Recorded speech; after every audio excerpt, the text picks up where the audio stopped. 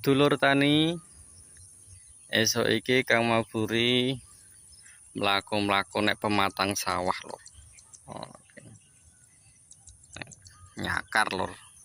Iki mau bar nganu kok lur. Bar tilik-tilik sawah Kang Maburi rampung olahraga konten lur. Menghibur bolo-bolo tani supaya ngerti wawasan nanggone kawasane Kang Maburi. Kawasan nanggone Kang Maburi iki sedilo engkas wis panen. Nak sing petani lahane akeh lur, iku iki wis do sing serandok kuning sithik ngono lur.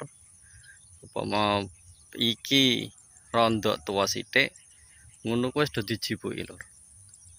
Perlune kanggo gawe winian bibit liyane ngono wis do tuwa terus dipanen. Terus bibit sing ditandur iku mau sing dideder langsung dinggo tanduran lur. Cepet ya. Biasa bos,